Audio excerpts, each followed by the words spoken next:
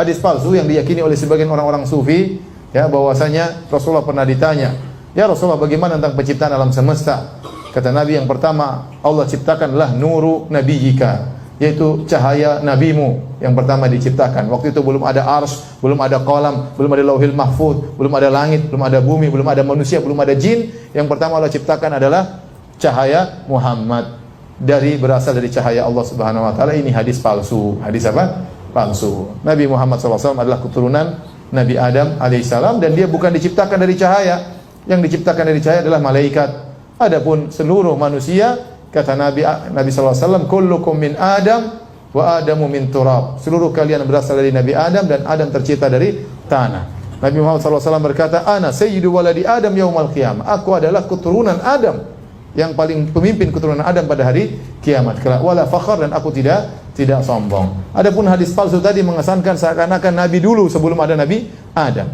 Ada cahaya dahulu, baru kemudian ada Nabi Adam dan malaikat dan jin dan yang lain. Ini semua adalah tidak benar, di hadis palsu.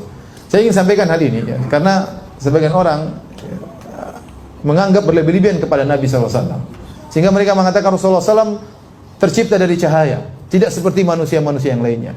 Kata mereka Rasulullah SAW tidak punya bayangan. Kenapa? Karena cahaya matahari terpantul dengan cahaya Nabi SAW. Ini semua khurafat, tidak benar ya.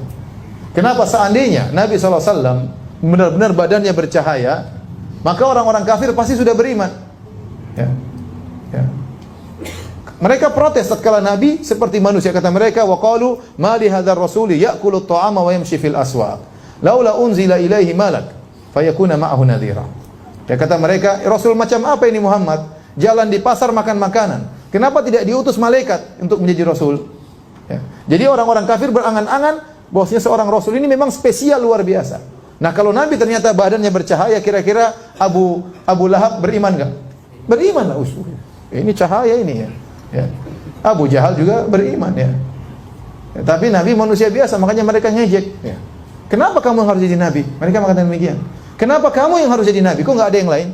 Kenapa kamu yang harus dipilih oleh Allah Subhanahu wa taala? Apa kelebihanmu? Mereka mengejek Rasulullah sallallahu alaihi wasallam. Jadi Nabi sallallahu alaihi wasallam memang disifati oleh Allah bercahaya, tapi bukan cahaya berarti keluar lampu dari tubuhnya. Seperti firman Allah Subhanahu wa taala, ya ayuhan nabi inna arsalnaka syahidan wa mubasysyiran wa nadhira wa da'iyan ila Allah bi idnihi wa sirajan munira. Allah mengatakan, kami mengutus engkau wahai Rasulullah sebagai seorang rasul yang menyuruh kepada jalan Allah, wa sirajan munira, adalah sebagai lampu yang bercahaya. Ini maksudnya adalah kiasan, bukan berarti Nabi adalah lampu yang menyala terang ya. Oleh karenanya waktu Aisyah radhiyallahu taala anha dalam hadis yang sahih terjaga di malam hari ya, Aisyah mencari suaminya di mana dia enggak tahu. Dia cari-cari. Tahu-tahu dia pegang kaki Nabi, Nabi sedang sujud. Paham? Dalam sahih Muslim. Seandainya Nabi ada lampunya, Aisyah lagi sujud. Enggak perlu cari-cari, paham? Enggak perlu cari-cari. Demikian dalam hadis yang sahih dalam sahih Bukhari. Karena rumah Aisyah kecil, cuma 4x4 kira-kira ya. Kemudian tidak ada space untuk sholat, akhirnya Nabi sholat dan Aisyah tidur di depannya persis dengan menjulurkan kedua kakinya. Kalau Nabi mau sujud, Nabi sentuh kakinya supaya kakinya dilipat. Jadi Aisyah nunggu disentuh oleh Nabi, baru kemudian Aisyah melipat kaki ya, karena space rumah yang sangat sempit. Aisyah berkata, wa kanatil buyutu laisa fiha masabih. Kenapa saya tunggu disentuh oleh Nabi? Kata Aisyah, karena rumah-rumah waktu itu tidak ada lampunya di malam hari, sehingga saya perlu disentuh dulu. Kalau seandainya Nabi bercahaya, Aisyah sudah tahu Nabi mau sujud, tidak perlu tunggu sentuhan. Paham? Demikian juga ya, mengatakan bahwasanya cahaya matahari kemudian mantul gara-gara kalah dengan cahaya Nabi, ini berlebihan ya. Dalam haji wada, Rasulullah SAW tatkala melempar jamarat, datang sebagian sahabat menaungan baju di atas kepala Nabi SAW. Kenapa? Karena agar Nabi tidak kepanasan. Ya, jadi kita katakan Nabi bercahaya, ilmunya bercahaya, wajahnya bercahaya, tapi bukan seperti lampu yang disangkakan oleh sebagian orang-orang berlebihan tentang Nur Muhammad. Berlebihan tentang Nur Muhammad, dan hadis tentang Nur Muhammad itu hadis palsu.